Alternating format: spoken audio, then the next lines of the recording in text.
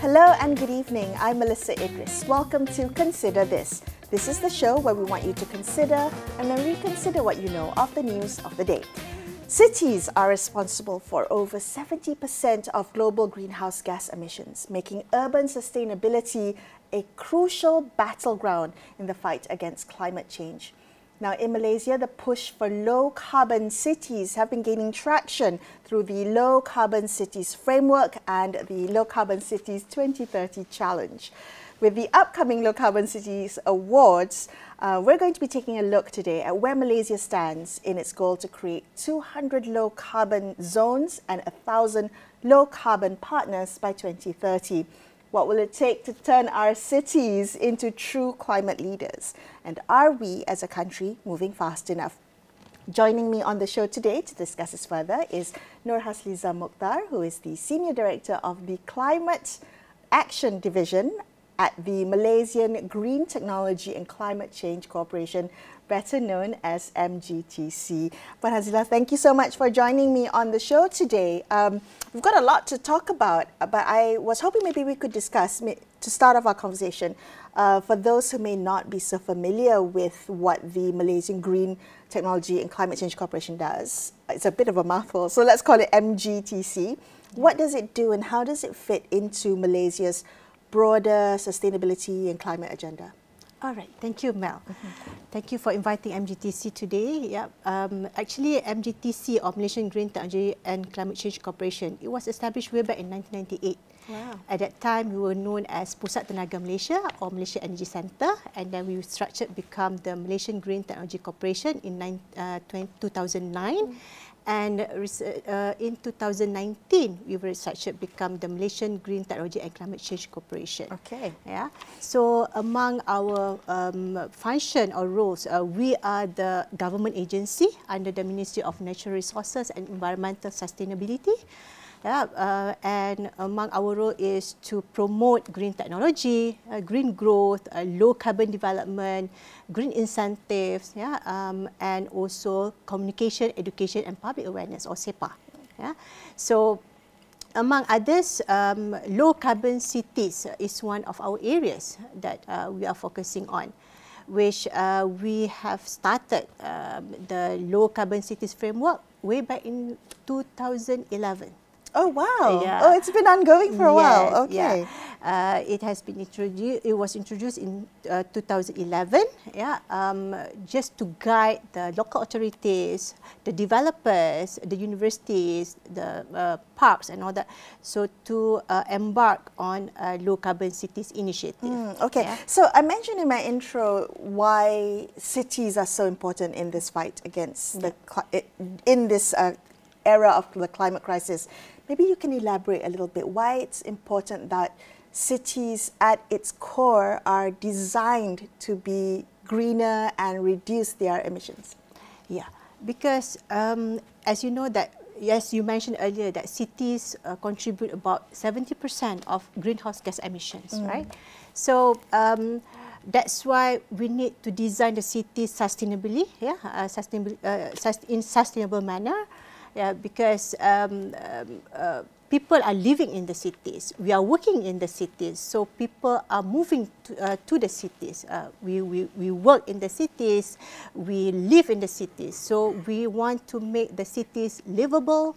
They're healthy, cool, and also vibrant. Yeah. So these are some of the elements why we want to have a low carbon cities. Yeah. Who are involved when you talk about kind of urban sustainability, right, and making cities cognizant of the greenhouse gas emissions that they put out?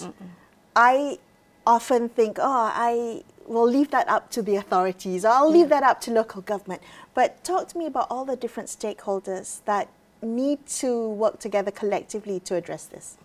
Yeah, actually, we cannot leave it only to the local authorities, because we are also part of the communities. Among the stakeholders in the cities are even the local authorities, the communities, the building owners within the cities. Yes, that's so right. they are also one of the main stakeholders in the cities. So for local authorities, they need to get involvement or buy-in from all the stakeholders within the cities in order for them to implement or to adopt the low carbon cities framework. Yeah, so this is very important. Okay. So how does so with all these so many stakeholders, who does MGTC liaise with? What is your contact point? Do you speak to all or collaborate with all the stakeholders? All right. So actually, our contact points will be the local authorities. We have about 156 local authorities in Malaysia. And we are dealing with them. We approach them, and they will get the stakeholders together with them to work together. Even it is also important to get the private involvement, yeah, because we cannot leave it only to government, yeah, to invest or to do the work, but we need also the private sectors to come together. Yeah, so it's a public-private partnership is also very important. Okay, so tell me a little bit about the low carbon cities framework. I understand the idea and the ideal of it, the objective of it, but how does it work in practice, and what is the end goal?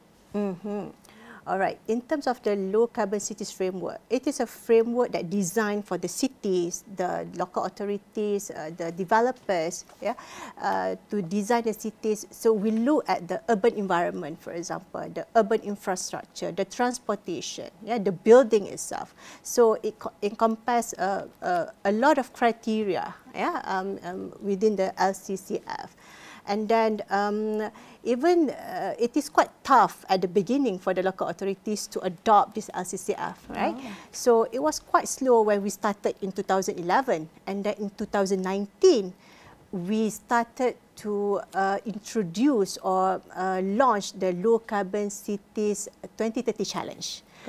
So there is actually this is to accelerate the transformation or the shifting of the cities towards low carbon cities. Yeah, so that is for our future, right? So 2030, this the Low Carbon Cities Challenge, 2030. What is the definition of success by 2030? All right. So we know that the government has a commitment, right? So we have our national determined contribution that we aim to achieve to reduce at least 45% intensity of greenhouse gas emission by 2030. So that is our aspirations in 2030. That's why this LCC 2030 challenge will contribute towards that. So we hope that the cities or the stakeholders within the cities will also contribute. Even we ourselves as a citizen, we also can contribute in our daily life. Right. Yeah. Where are we now? I mean, when we talk about how low carbon our cities are in Malaysia at the moment, where are we currently? All right. So actually, it depends on the cities. Yeah, some are quite advanced, some are still at the beginning stage. Yeah, so that's why MGTC, that is our role to handhold them, to guide them. Yeah, to transform, become the low carbon cities.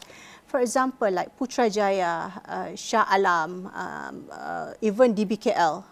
So they are quite advanced in terms of the initiatives. Yeah.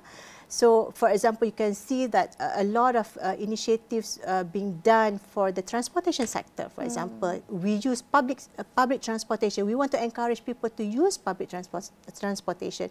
That's why we try to improve our public transportation, so that we want to encourage more people to use public transport to go to work. Yeah, even in our daily commuting, right?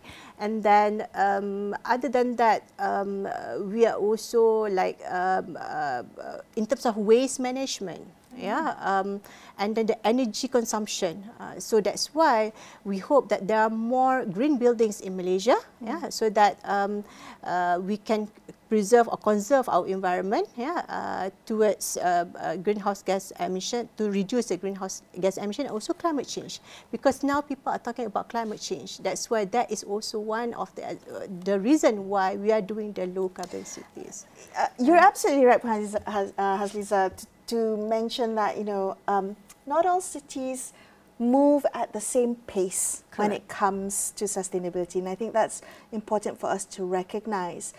When you engage with local governments, with local authorities, what are they telling you about the challenges they face in trying to accelerate progress? When you talked about Putrajaya and Shalam, all very KL-centric, very capital city-centric. What about the other cities around Malaysia who may not have the public transport infrastructure that KL citizens are blessed with? How do they respond, local governments respond to the call to reduce carbon emissions? What are their challenges? All right. Among the challenges that when we engage with them, among that, those challenges that they highlighted to us is that in terms of the source of funding, funding, and also in terms of the capability and also capacity building, in terms of expertise, in terms of technology barrier, a lot of exposure needed in terms of technology, and then about the community engagement. So they need some communities, they do not appreciate what they are doing, right? So a lot of engagement need to be done, and another one is on the more on the data, because that is also another area, because when we want to do the low carbon cities initiative, we need to measure, right? So we need to know where we are. We have the baseline, so where we are, and then we do all the initiative, and then we measure what are the impacts from the initiative that we have done.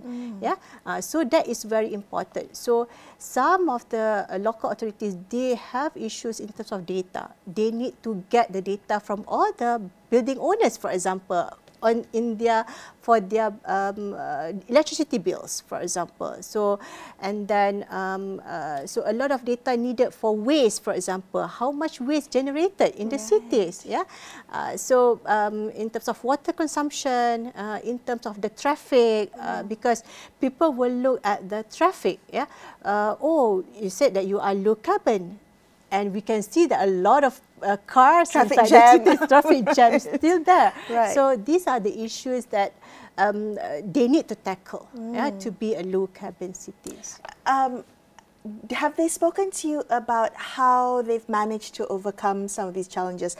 Funding, of course, will always be a constraint given the limitations that a local government has. But in terms of capacity building, community engagement, trying to impress the importance of data sharing, how have they overcome that in the past few years to establish progress in their low carbon? Yeah, actually, they have started. Actually, for us, we have introduced one grant for the local authorities, for example, just to help them to initiate some low carbon projects. We call it Gerak, which we introduced in 2021, post-COVID. So we introduced the Grant Pemangkin Bandar Rendah Carbon, or Gerak, we call it. It's about 35 million that we give maximum of 250,000 per local authorities. So that was one of the initiative initiated by the government. And then in terms of the funding, they can also try to look at the international funding. It is also available. And then in terms of the expertise, that is one of the roles of MGTC. We are doing the capacity building, the training every year, because we know that some people are moving, right? So we need to tackle that as well. So we keep on doing the capacity building for the local authorities to help them, to hand-holding them. And also a lot of other things that in terms of the community engagement, we are trying to be together with them, to get them. How could they get the buy-in from the stakeholders or the Is it harder to get the buy-in of businesses in the private sector? Do these these stakeholders require incentives to perhaps get them more involved in low carbon efforts? Yes, correct. Because private sectors, they are driven by... Yeah, money drives the private sector, for sure. So, actually government has the incentive, but not directly on the low carbon cities, but on the green technology. So, we have green investment tax allowance, for example. So, that could be used. So, if they make their buildings greener, yes, they get a tax exemption or tax allowance. We have that incentive since we have introduced that since 2013. Yeah, wow. The green investment tax allowance. Yeah, so because we know that to shift people towards low carbon, so we need some incentive, to attract them to involve or to start embark on the green technology projects. Okay, so MGTC has the Low Carbon Cities Awards that's upcoming. Can you tell us why? Is this part of the incentives to recognize and reward some of the cities that have really put in effort to become more low carbon? Yes, actually our Low Carbon Cities Awards, we have started since 2019 when we introduced the LCC 2030 Challenge. So the aim or the goal of or the objective of that award is to recognize the efforts or the initiative being done by the local authorities and also the partners within the cities. Yeah. So this year, for 2024, we have the highest participation. Yeah, we got about 195 participations. Wow. Yeah, and so we are going to give the awards to. It involved 39 local authorities overall from 195 participations, and about 140 from the for the local partners, 139 diamond recognitions, and then 7 diamond design recognition, and also 30 provisional certificates. So provisional certificates is where they have done their baseline, and therefore diamond is that they have reduced some emissions. We will give from 1 diamond until 5 diamond. Oh, it's like the 5-star rating yes, type. Okay. So it depends on the percentage of the emission reduction. I agree that it's important to acknowledge and recognize, so maybe encourage more and more local authorities to do more in the future. What makes a winning low carbon city in the eyes of the awards committee? Actually, it is totally based on their emission reduction. Okay, so there's like a matrix of we will evaluate scores based on the initiatives on the 5 elements, which is energy, mobility, waste, water, and also greenery. Greenery is more on to make sure that there are green spaces in the city, so that more carbon sequestration can be invest from that. Okay, so have you noticed during your time? So you said 2019 was since the awards have been commenced. What have been some of the innovative approaches that local government have done or embarked upon to reduce their carbon footprint? Has there been anything that kind of inspiring or success stories that you would like to highlight about how cities have tackled this head on? So normally, most of them were tackled in terms of the energy sector. Because it's more on the electricity. In terms of impact is high. And measurable. It can be audited. audited. Right, because that is also one element, and also waste. Waste is also another areas that the cities tackle them. I mean, lately, more initiative been done from the cities or local governments. For example, like normally they just change from the normal lighting to LED lighting. So and they counts. also change to solar LED, for example. So that is something additional from their initiative, and also to expose to the societies or the communities. Are you encouraged by the pace of how quickly cities are reducing their emissions, or can there be more that's done to accelerate this pace? I'm just wondering, because 2030 is 5 years away. Yep, we often think that it's a further deadline, but 2030 is not that long away, and the goals are high. Can we achieve those objectives in the time that we have left at the pace and trajectory we're going at?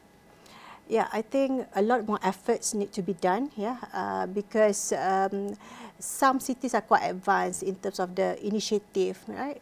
So I believe that if we work together, from the government and the private sectors, the building owners, all the stakeholders within the cities, definitely we can achieve the target, at the national level,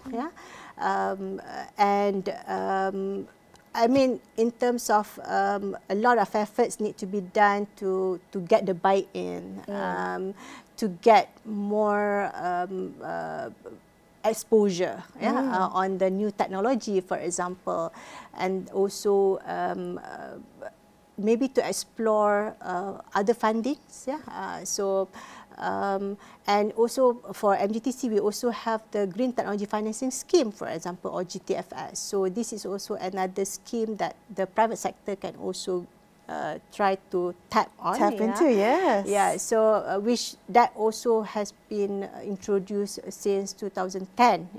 So it is still available. And a lot of funding or incentive being introduced by the government, and now people are talking about ESG, the sustainability. So I think a lot of companies or organizations are also going towards that, because like Bursa requirement, so there are a lot of maybe later, because now the government is also finalizing the Rang Undang-Undang Perubahan Iklim Negara, or RUPIN. We're looking forward to that. So we have to prepare from now.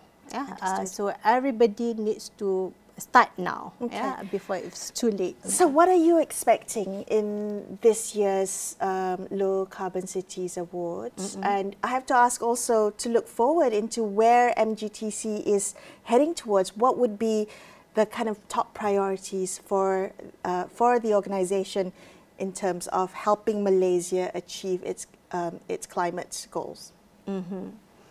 In terms of the priority, because we need to know the baseline. Where are they? And then that's why some organizations, they have started to measure their greenhouse gas emission. More and more organizations. Yes, so that they know what to tackle. They know what is the hotspot of their emission. Before they do anything that, maybe that is very small impact. So they need to know where they are, what are the hotspot, or what are the highest emission from their organization. So because different nature of business, they have different emissions. So this is where the priorities need to be done. So they need to know where they are and try to reduce the greenhouse gas emissions from. That's why the measurement is very important. Well, it all comes back to data, doesn't it? Coming back to having that data available and accurate for for us to measure emissions and impact and reduction efforts. Well, thank you so much for being on the show with me and talking a little bit about the Low Carbon Cities Framework and the awards that's upcoming. I appreciate your time. Thank you. All right, thank you. That's all we have for you on this episode of Consider This. I'm Melisa Idris signing off for the evening. Thank you so much for watching, and good night.